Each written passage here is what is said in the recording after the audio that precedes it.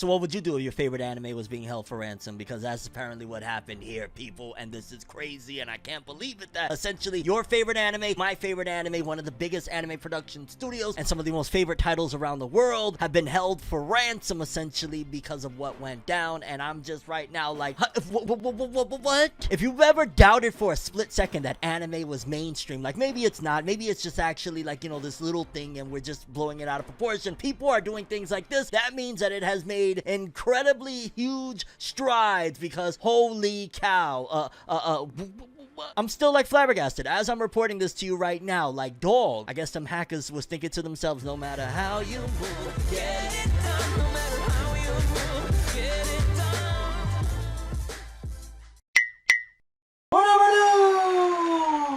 I'm not trying to hack into your brain or anything, but it'd be real dope if you hit subscribe and hit that bell to get all notifications, because 65% of people watching right now, they're not subscribed, and it affects the channel immensely if you just hit that subscribe button and hit that bell. We upload news, reviews, all that good stuff, and I hope you stick around, just like I hope that Toei Animation sticks around, because folks, it is crazy out here right now. People are being held for ransom, anime titles in particular, not even people, the actual series themselves, the IP, are being held for ransom because, yeah, well, you remember that big old hack that we've been talking about for the last couple of months, and the reason we continuously are talking about it is because a bunch of big titles were essentially held up and put on hiatus, such as One Piece, Dragon Ball Superhero, the movie was delayed, Digimon, Dragon Quest, The Adventures of Dai. Like, there's been a lot that has just been at a screeching halt because of what happened, and it's only recent, like I'm talking about within the last couple of days, that it was announced that, hey, everything is starting to come back, One Piece will be back, everything will be back, like joyous times. But still, nevertheless, it kind of makes you think, well, what happened with that hack exactly? And apparently these hackers sent some type of files that was essentially a ransom note, a ransom type of situation of, yo dog, if you want us to back up off of what we're doing to your files right now and your entire system,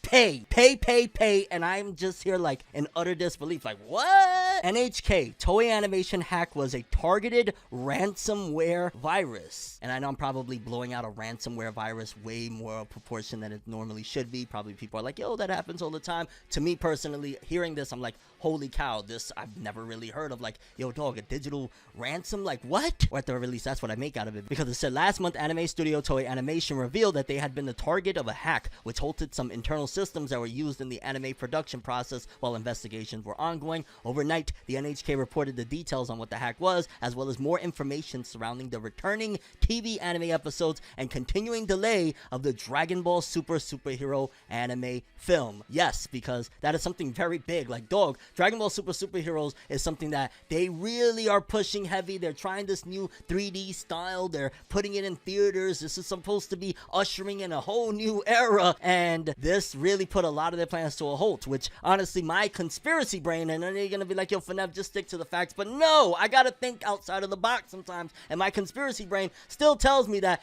this just feels a little bit funny. Like, if I have a company, right, and I'm taking a risk and a gamble, and I know things is about to come out, right, and the projections, the early projections, you know, the stats that we normal mortals can't get our hands on, but they can, to kind of tell and predict of what may occur when this movie comes out and whatnot. Maybe those projections were looking horrid. Maybe the fact of the marketing they've done for this film, considering I am a massive lifetime Dragon Ball fan since like 96, and I'm not really all that enthusiastic about this, maybe those things are translating and telling them, how do we avoid possibly $100 million+ loss? Yo dog, we was hacked, yeah, I know. Which conveniently also helps the One Piece anime and manga to get a little bit of distance as well, and Dragon Quest Adventures of Dai, I'm sure they would love to put a little bit of extra grease into making those episodes as beautiful, so there's a lot of benefits to it. Now, depending on the deals that they have with the TV stations that broadcast these anime, there could definitely be a loss there, but overall, if there was some sort of big loss that they were about to take that they're trying to slow down and avoid with maybe trying some different things marketing-wise, this would be a good opportunity. But again, that's just all conspiracy theories, because back to the subject at hand, according to officials that spoke with the NHK, the hack on Toei Animation was a ransomware virus that demanded a payoff. Toei was able to confirm the existence of the virus and shut down its internal systems to investigate the extent of the virus reach. Details on the ransom, the virus itself, or where the virus may have come from were not revealed. So they didn't give us the juicy parts of like what the ransom was. Was it like, yo, we want $100 million? Like what was it? Come on, dog. That's like you're gonna give us a little bit, like some crumbs, and then just be like, nah, pa, like food is inside. You can't come in here and get this food. Like, damn. The Japan Computer Emergency Response Team Coordination Center revealed that these type of cyber attacks have become more common against Japanese companies during the pandemic, jumping from 20,000 reports in 2019 to 35,000 in the first 9 months of 2021. In February 2022, Toyota and its supply chain companies were targeted by a similar hack, causing production to halt, with March seeing 3 other high-profile companies attacked. Toei told NHK that while news of episodes of One Piece, Digimon, Ghost Game, Dragon Quest: The Adventure of Dai, and Delicious Party Precure are returning after production was able to be completed despite being slowed down, the Dragon Ball superhero anime film will continue to see delays. All anime production is currently still slowed down due to internal systems not being fully operational. The anime studio said the extent of the situation is still under investigation and efforts are underway to normalize the operations. We deeply apologize to our fans for any concern this may cause. So conveniently, something that possibly could have been the most riskiest thing that they were releasing that could have very well bombed is the one that, no, it's continuing to be on delay. Like, granted, it could have been one that really needed all the bells and whistles because it's a film, so that could be the main reason for it. But I'm just saying, when there's smoke, there's, I was gonna say a joke like me in a bathtub, but is that really funny? Like, does anybody really want to see FORNEVERNEWS from me, me in a bathtub?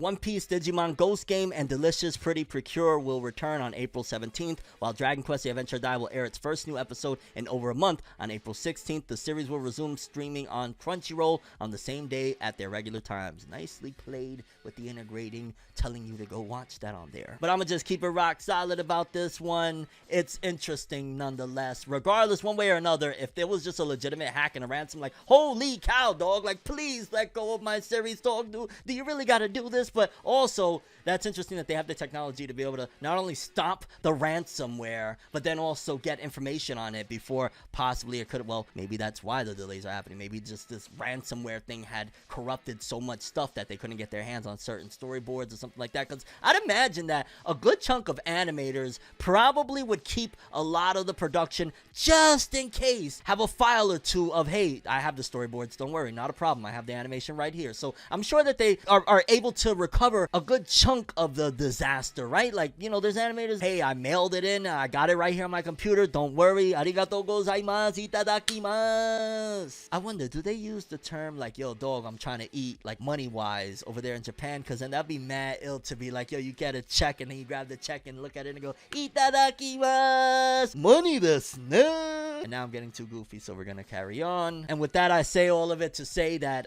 yeah, Dragon Ball Superheroes, it could very well come out this summer, because in case you missed it, FORNEVERNEWS, we just reported on that, hey, the novels were dated for June 30th, and they were kind of lining up. So again, it could be that they lost a few months worth of work, and that's fine for them. They can, get it done within that time frame. So again, the only speculation we have right now in terms of a return date would be June, July-ish, somewhere around there, depending on how they were lining up those novels with the movie. But as it stands right now, everything else is returning within about a week's time from the time you're seeing this video. But the Dragon Ball Superhero film is still on pause, and I'm really mad at it. Aside from the stuff that they should have delivered several times over during the Dragon Ball Super TV anime, in terms of like a Gohan Piccolo real moment, not just, hey, let's throw a little quick thing in the Tournament of Power so they'll shut up. Like, some real stuff that should have already happened. I'm kind of like, get you was trying to say, but like, oh, the Gohan moment, now you give it to us, right? When visually it's like, and on a side note, I wonder what Oda would think about all of this, right? I mean, at the end of the day, he's the creator of One Piece, and his anime was held up after all of that situation. He's probably like, well, that gives me a little bit of an opportunity to, make that gap go a little bit wider between the manga and the anime. And just in general, I love hearing about what the authors think, like the weekly Shonen Magazine author comments that we have here. Courtesy of Jose_Ke, we're going to start off this one with Blue Lock Tia, the editor. So Tia.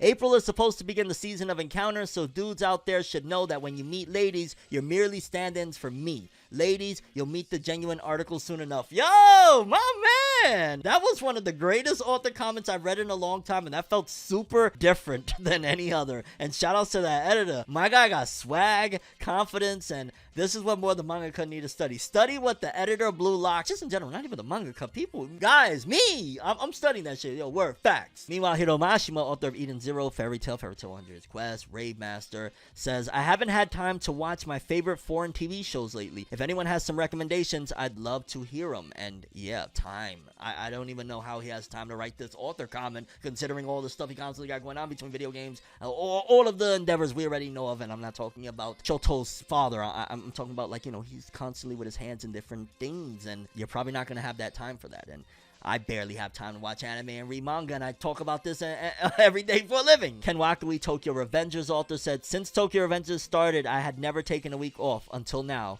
There goes my perfect attendance award. And if you follow FORNEVERNEWS or just me in general, you know that, yeah, lately I've been, unfortunately, having to take some days off, and for like 2 to 3 years I went straight without taking any days off. But that's life. Life is gonna throw you curveballs, and I could have easily integrated that with the next comment, Diamond No Ace. That's a baseball manga, but I don't really do those, so missed opportunity, I guess, right? But it's not so missed that To Your Eternity Yoshitoki Oima wants to say, I want to go cherry blossom viewing. That sounds cool as hell. Oh my god, yo, that sounds like the perfect date. You get some nice baddie out there, you're like, look at that baddie. Oh my god, look at that. Ooh. And I just like totally forgot what we were talking about for a second, so I'm thinking to myself, yo, why am I talking about a baddie on FORNEVERNEWS right now? But cherry blossom viewing, yeah. I don't know if bringing a baddie for cherry blossom viewing is the best, because like I'm not gonna be able to pay attention to the cherries. I'm gonna pay attention to her cherries. Yo, editor, figure a way to let that fly without, you know what I'm saying, some type of censorship there of my words. I don't know. Kei Urana, author of Gachi Akuta, which we're gonna say something here in a second. There's poop hidden in the graffiti, in all honesty. Okay, that's hilarious. All right, I really think for sure I'm going to check this one out soon. I actually read a synopsis somewhere, and I saw more art, and I'm seeing a lot of the hype, and the hype is selling me into, I want to check this one out, and a few of you told me. And yeah, Gachi Akuta, I am checking that out. It just looks cool, the art looks dope, the synopsis sounded cool, it sold me. I'll let you guys know. I'll have a video at some given point talking about it or something, but yeah. Meanwhile, we got George Morikawa. He had to say, no matter how you move, you get it done. No.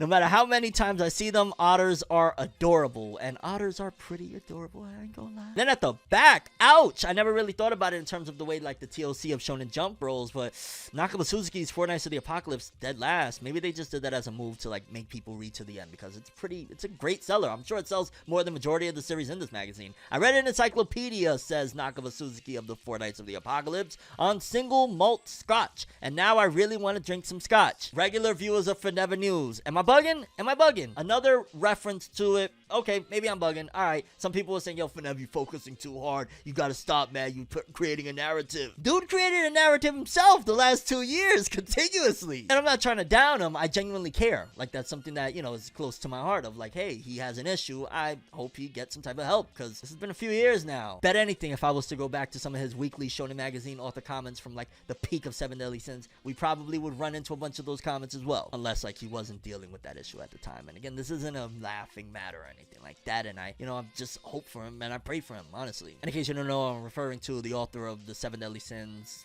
Four Nights of the Apocalypse, Nakaba Suzuki.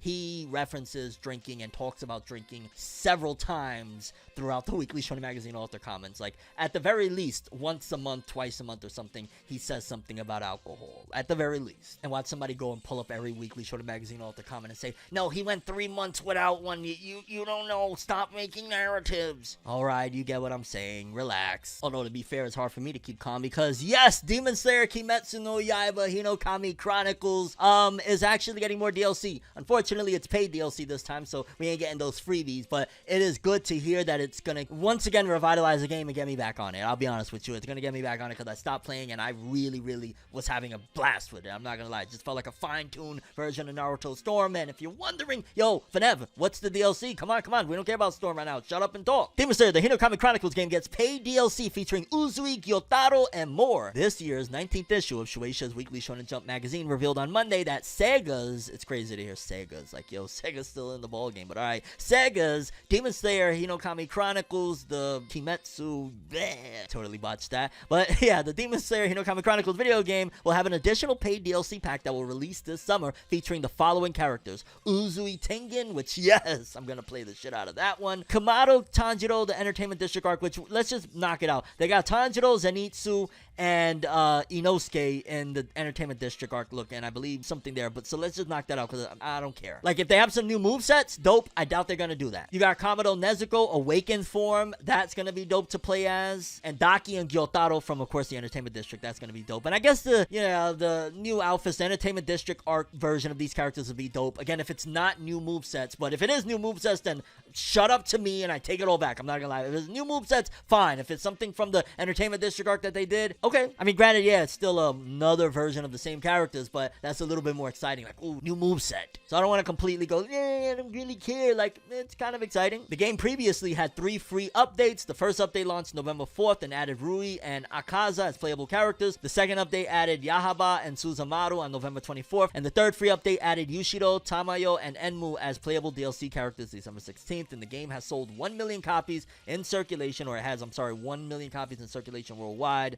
The 1 million is for copies in circulation, but not necessarily sold. So there's 1 million copies that were shipped to stores all over the world, not necessarily 1 million that walked into, like, my crib. And speaking of my crib, this is big. Like, legit. On some real shit. Yo, that's a really dope transition. I might use that more often. Like, just rhyming into the next story. Because I'm gonna keep it legit with you, this is massive, and I'm not gonna waste you guys' time. Essentially, you have a massive opportunity to become a mangaka in a way through Webtoons. You could have your dreams come true right now. I'm gonna read everything, essentially, so you can see what I'm talking about. It's a competition that Webtoons is having. And as you see from here, hopefully it's being shown on the screen. Hello and welcome, folks. We here at Webtoons have something amazing brewing. Webtoons is an app that has, like, fan comics and manga and manhwa. They have all sorts of different ways you can upload your stories and whatnot. Many of you have been waiting for the chance to throw down. I ain't even gonna lie, there's a couple people out there that I just think about it and I'm like, yo, come over here, come over here. Your stories, that is. Oh, my fault. Whoa, I started snapping back to my days in Brooklyn. Well, Webtoons is here to give you that chance. We're hosting a high-octane action contest on Canvas, where you can find your fight and punch up and kick down and all-out free-for-all for the ages. Shut up and tell us what it is. Of course, it wouldn't make for good action without some rules. To meet the basic requirements of the contest, you must submit a maximum of 1 episode with at least 60 panels. The episode must be in full color, so if you're a black and white manga fan, unfortunately, like, no, we're headed towards the color era,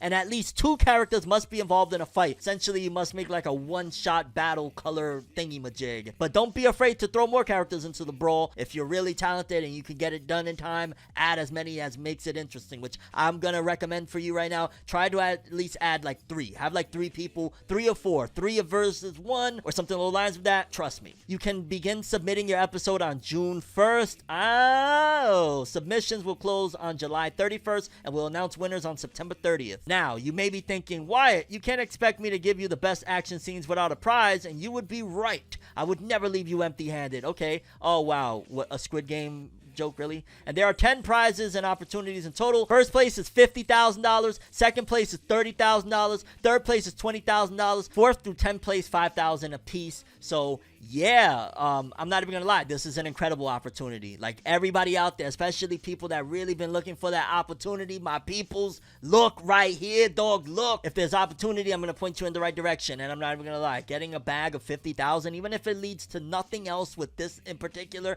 50,000, you can get everything you need to really take it up and start making your own comics or whatever you want to do, dog. You want to go ball out? I mean, I don't recommend that. I personally would say go save it and invest and stuff like that, but you want to ball out, there's 50 bands right there, and it'll really get you started into where you're trying to go. And yeah, let's just leave the ball out part out. Like, well, no, just do something wise with the money, though. Come on. I know you're probably like, yo, Fornev, don't tell me how to spend my money. And you're right. I just care. I'm sorry. My bad. I'm intruding. The first place winner will also have their story animated, along with prizes from Clip Studio for the top 10 winners and top 10 honorable mentions. Oh my God, you're gonna have your shit animated. They're not mentioning, though, or putting in detail like it's gonna be an anime. Like, it could literally be a 10-second clip. It's gonna be animated, and they didn't lie to you. For more details on the contest, visit the official rules and dedicated notice page under notices. What are you waiting for? Let's get ready to rumble. So yeah, people, you have until July 31st. Get your stuff in. I'm gonna keep it a buck with you. I might even jump in there. I'm gonna just keep it real. If you want to do something with me, hit me up. we can do something. We can figure something out. If you want to collab with me,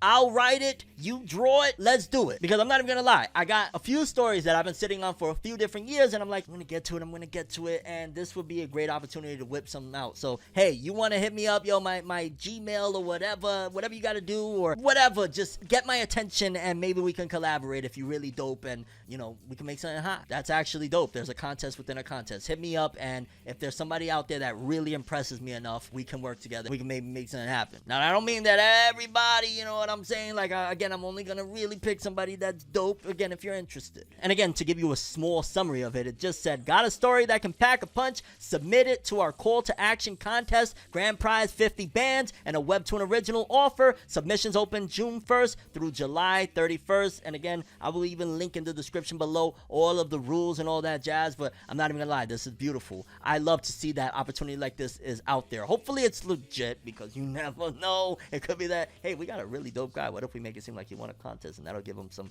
you know, publicity and stuff like that. Like, I'm just saying. So always keep that in mind, but just do your best and try your best. You know what I'm saying? Let's try and really get this one. Let's catch the dub. Whoever's out there in general, even if I didn't win, if somebody got put onto this contest and decided to enter and all of that jazz, and even if, you know, they didn't win, they tried, that would be really dope. Like, yeah, let's get it in. Not that I'm doubting you, because you watching right now, you very well legitimately could have that story that is gonna blow the hell up and become the next big thing. If you look at the origins of how One Punch Man started, and it was like some terrible drawings, and all of a sudden it just blew up into mainstream success, anything could happen in this world, dog. You're one moment away from living your dreams. Kind of like this boyfriend and what he did for his girlfriend, because I'm still baffled at this. Like, yo, I'm not even gonna lie, back in the days when I was really, like, you know, all boo-booed up and stuff, I used to indulge in anime with one of my, you know, significant others and whatnot. Me and her, we would be watching like a bajillion episodes of Detective Conan and stuff like that. Like, I really used to have a great time back in the day watching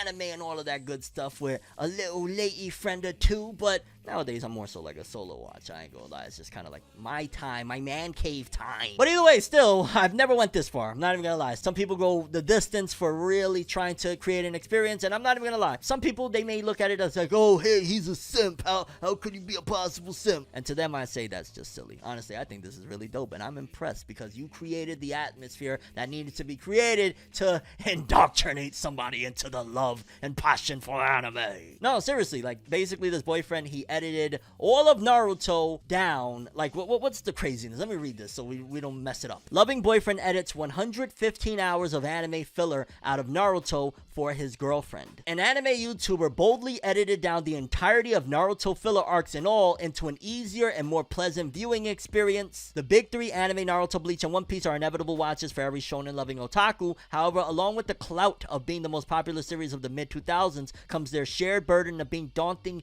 time sinks to watch. This isn't helped by their seamlessly endless filler arcs and glacial pacing. After this YouTuber and his girlfriend Laura ran out of anime to watch together, he mustered up the courage to pop the big question. No, not that question. He basically told her, hey baby, you know, and he's like, unzippering, can you suck my... I'm just playing. Would you watch Naruto with me if I edited it to be less ass to watch? Yeah, that was good. No, not gonna lie, that was actually like really dope. Naruto was an immensely influential series for me, he said. I just like sharing stuff that is important to me with people that are important to me. And yeah, pretty much this dude, he edited down all of Naruto for his girlfriend, and wow, I'm not even gonna lie, couldn't be me. Nowadays, like, yo, dog, we watching every episode, we watching all the filler and all of that if we want to. Matter of fact, no, we don't even got time for that. We skipping the filler, dog. Screw it. I got the episode guy right here. Hold on. Oh, 13:26. All right, we good. Bravo for the epicness of that. Like, that's win upon win, but geez, dog, like 100 and what?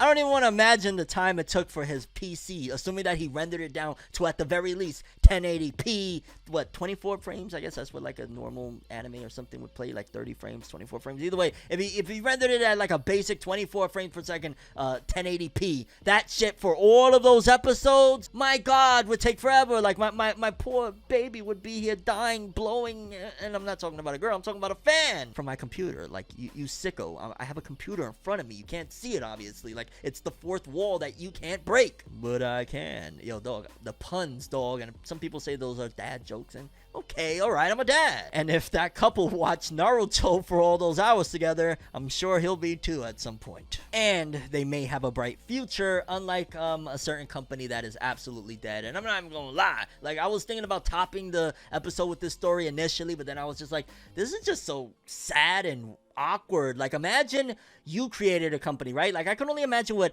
Gen Fukunaga, shout out to Gen Fukunaga, I could only imagine what he feels like. Yo, definitely, I'm sure he got paid, he got what he needed out of the exchange and whatnot, selling Funimation and whatnot. But ultimately, like, seeing that literally with this news I'm about to tell you, his company, his baby is no more, because Funimation, like, for example, on YouTube right now, guess what Funimation's YouTube channel just got renamed to? You're probably like, what was the name? Like, Funimation L? Like, what was the name? Funimation has been reduced to Crunchyroll dubs. I kid you not. Funimation is now Crunchyroll dubs. All of those legendary moments back in the day, if you was, I ain't gonna lie, I grew up on Funimation. I grew up on, you know, watching, like, on YouTube back in the day, Justin Rojas and all of these people, like, rubbing elbows with them at given points. Like, it's so wild to me that it's really gone, and now this is cementing it with this news that Funimation is pretty much just Crunchyroll dubs now. Funimation's YouTube channel is becoming Crunchyroll dubs. Funimation is unifying under the Crunchyroll brand, and as such, so is their YouTube channel. Funimation's YouTube channel, which consists of 3.7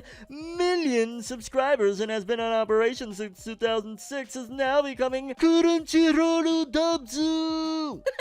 What can you expect now? Well, mostly all of the same content you loved and more of it with a name that is ridiculous, because why not just leave it as the Funimation branch is the I guess they're just trying to combine everything into one big thing that, like, creates a massive amount of equity because of everything that it has. Crunchyroll dubs will continue providing anime clips, trailers, and full episodes of your favorite English dubbed anime. Not only that, Crunchyroll dubs will be releasing weekly dubbed episode 1 drops every What? Okay, hold on, this is kind of dope. Not only that, Crunchyroll dubs will be releasing weekly dubbed episode 1 drops every Saturday at 12 p.m. starting on April 9th, with ReZero starting life in another world. Be sure to subscribe and watch free dubbed episodes of anime every week. I'm going to tell you why that's really cool. That's really cool because, in a way, it gives somewhat of a Saturday morning cartoon experience for kids that maybe their parents ain't gonna, or they can't necessarily, or whatever, and then maybe they don't know how to get to the illegals. Maybe they don't want to get to the illegals. Maybe they don't even know the illegal sites exist. This creates sort of a Saturday morning cartoon environment, and if that's what they were going for, I love that idea. I'm gonna be honest, I gotta give them credit. I'm gonna... Whoever came up with that idea, that is awesome. For somebody like myself that I grew up on Saturday morning Yu-Gi-Oh! Pokemon, that was life. Saturday morning cartoons was life for me. And if they're doing something like that, like, oh, I wonder what anime is going to drop at 12 p.m., that is really dope, especially as they continue to fight against piracy when there is no more, let's just say, hypothetically speaking, if we ever get to that, which I doubt, but either way, if there was no alternatives, that would be the epicest way. Like, oh shit, there's no, oh, they got episode 1s, I'm going, let's see what episode 1. And then you never know, it'll get them to nag mommy and daddy. Hey, I wanna, you know, hey. Or it don't even gotta necessarily be a kid. It could be a grown-ass adult that they just don't got the bread for that right now. They're at college. Like, dog, I don't got the extra 7, 8, 9, whatever it is for this. I'm sorry. But that new anime, though, I'm just saying, like, that's Spy Family. You get what I'm saying? So, shout-outs, kudos to Crunchyroll for that. But damn, Funimation is Crunchyroll dubs now. That is, wow. I'm proud. Like, yo, dog, seriously. I'm, like, at a loss of words right now. Like, that's mind-boggling. Like, imagine one day, let's just say this thing, we took FORNEVERNEWS and we became a conglomerate that, like, competed against, like, the top dogs out there, like a CNN and a Fox News and stuff like that. And imagine, like, we took a L and FORNEVERNEWS went from FORNEVERNEWS to Fox Dubs. Oh, shit. You would probably be there, like... And I'm not saying on any political side of the spectrum on that one. I'm just saying I could have said CNN dubs. Relax. Now, again, I referenced Gen Fukunaga earlier, the, you know, founder of Funimation and whatnot. In case you don't know how he got it started, his uncle worked for Dragon Ball, and he managed to get his uncle to help him get the license for the US release of Dragon Ball Z. And voila, Funimation. And I think he got Dragon Ball and Z, like, in unison. But Dragon Ball didn't really pop off at first. It was Z, and then they released Dragon Ball later, and I loved it, but even later, Dragon Ball really wasn't all that popular like Z. And to see all of that, you know, kind of fading away into nothingness, I wonder, once they're done, right, they took everything at the end of the day, they're already done, right? I wonder how much it would cost to just buy the name Funimation. I need to become multi-millionaire because I want to buy and own Funimation and run Funimation. And I'm putting that in the air. I am one day going to own Funimation, even if I gotta buy a bare bones. Same way Snoop Dogg did like with Death Row, and he got Death Row and shit like that. He didn't get all the titles behind it, but he got the name. I am going to own Funimation, that part at the very least, someday. Sony, I'm coming. Just wait. But until that time, dog, you're Crunchyroll dubs now. And that is a shocker, and almost as shocking as what if I told you that Lil Nas X got a happy birthday from Gilgamesh from Fate Stay Night. You're probably like, yo, Fenev, what are you on right now to say some crazy shit like that? That did not happen. Like, it did. Fate Stay Night's Gilgamesh wishes Lil Nas X happy birthday! In a completely unpredictable crossover, Sony Music Japan decided to wish Grammy Award-nominated singer Lil Nas X a happy birthday via Fate Stay Night character Gilgamesh. The account tweeted a picture of the King of Heroes holding a mic with the message, "After the performance, we are dead right now. Happy birthday, Lil Nas X. We, plus Gilgamesh, didn't snub you." The rapper and singer turned 21 today, which I believe he got like nominated for a shit ton of awards, but Columbia didn't bid enough to get their shit won at the Grammys or some shit. And you're probably like, that's not how the Grammys work. Alright, you know everything. Go ahead. So why Gilgamesh? Well, the character and Lil Nas X have birthdays close together, April 5th and April 9th. Like, okay. But the reference likely has more to do with Lil Nas X's appearance in a full suit of gold armor at the Met Gala last year. The rapper shared images of the ulterior Versace look on Twitter later in the day with a screenshot of Gilgamesh included. Lil Nas X was nominated for 5 Grammys at the 2022 awards show for his album. However, he didn't end up taking home a statue. And again, that's because Columbia didn't, put in enough for their bid. So for their act to win. But now stop stealing material from the Joe Budden podcast. Yo, shout outs to Joe. That's my guy. Ian was good. And speaking of goats, we gotta talk about Saint Seiya right now because a massive news came out a while ago, but I really wanted to report it because who really talks about Saint Seiya over here? Like, maybe in Latin America, Saint Seiya es muy grande por allá. Ave María, la gente del hispano le encanta ese Saint Seiya. Los Saints nunca mueren. Ave María. Yo sabe que ustedes te gustan eso, pero aquí en los Estados Unidos ninguno de los gente habla de eso, ninguno, solamente dicen, yo respeto eso, pero yo no estoy velando eso, yo quiero ver otro, my hero, lo que yo encanto. That's Spanish, baby. Neverworld, Boricua. Kuramada Masami's Saint Seiya series has reached 50 million copies in circulation worldwide. That's kind of crazy, right? Because honestly, it sometimes is a reminder that manga sells way more nowadays than it did back then. Like back in the days, because this manga came out forever ago. This inspired even Dragon Ball and stuff like that. This manga was inspiration behind a lot of things that came to be later on down the road in shonen tropes and all of that good stuff, like the golden armor and all of that jazz. Like that was, Saint Seiya and whatnot. So to hear 50 million, that's a huge success, don't get me wrong, but it's interesting to hear after all these years, only 50 million. And I gotta use air quotes because again, 50 million is the biggest thing in the world. Like shout outs to Saint Seiya, but when I look at them like Attack on Titan, that's the difference, right? That's the difference, that Saint Seiya came out way back in the days. Manga was nowhere close to as successful and as mainstream as it is now. Like even, newer series, Demon Slayer and all that jazz. Like maybe if Saint Seiya would have been the hot commodity that was back then, now it probably would supersede those because Saint Seiya is one of the godfathers of this, and 50 million, major congrats. This shit has like 100 million anime spin-off, and it's Saint Seiya, dog. Saints never die, siempre pa la vida, wepa.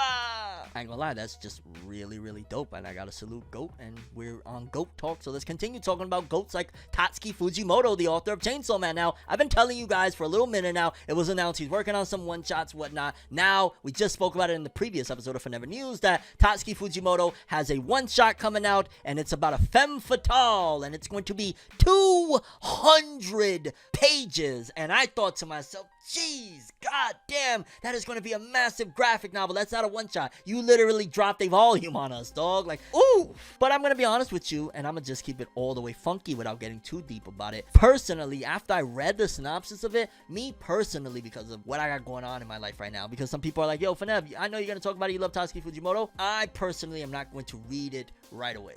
And I'll explain when I give you guys the synopsis on what the story is about, because it was a couple days ago that it was announced that Tatsuki Fujimoto's Goodbye Eri, which is the name of it, with the 200-page one-shot, will be published on Shonen Jump Plus, and now it is available everywhere as you're watching this video. So if you did want to read it, it's out there. And the art, I'm not gonna lie, it looks really awesome. Looks like Tatsuki Fujimoto greatness. I even had opened up the first like couple of pages and I started reading it. I was like, okay, this is already dark. But then I went back real quick and I was like, well, let me read what the synopsis is anyway. Like, what am I getting myself into? And then when I read it, I was like, life has just been too much lately for me to want to read something like this. Sometimes you gotta protect yourself. You know how they say protect your energy and shit like that? Even with what you consume entertainment wise, you should protect yourself. And honestly, if I'm going through personal things in life that I feel uncomfortable reading something, maybe I should put it on the back burner for now and come back to it later. With his mother dying, Yuta attempts to capture her last days on his phone. After her death, Yuta heads to the roof of the hospital to commit suicide, but a meeting with a strange girl leads him on the path to making a movie. Goodbye Eri by Tatsuki Fujimoto is now up. And I'm not gonna lie, that just like sounds way too depressing for me, but I'm not saying that to say, hey, don't read it. If anything, probably it's 10 out of 10. I wouldn't be surprised. Like, Look Back was phenomenal, and that shit got me emotional. This, off the rip, I'm like, ooh, I might just stay away from it. I'm just saying, me, personally, I'll read it eventually. I know I will. I love Tatsuki Fujimoto. He's a goat, and that just sounds insane, and I've heard nothing but great things. But yeah, I guess if you was wanting and you was hoping to be able to get your hands on some Tatsuki Fujimoto new material, it's incoming. Tatsuki Fujimoto, again, it's called Goodbye Eri. It sounds very depressing. The art looks good, and you're probably gonna love it. I just don't want people to come across as like me talking about my personal thing, even a smidge, as like me trying to sway people's opinions. Like, read it if you want. It sounds great, but not great enough to continue this episode, folks, because unfortunately we've reached the end for this one. Curious what you guys think. Favorite story, most important story, anything that I didn't cover that you like. Funev, why you ain't cover it? Let me know and I'll definitely talk about it in the next episode. But that's all I have for this one. Thanks for watching. Hope you enjoyed. I'm FORNEVERWORLD, and as always, people, have an awesome day. And remember the golden rule: anime and manga for life. Bye. Have an awesome day. Peace, and you guys just watched another episode of FORNEVERNEWS. Have an awesome day. Don't forget to subscribe and hit that bell. Whoa. Oh, you should totally like subscribe.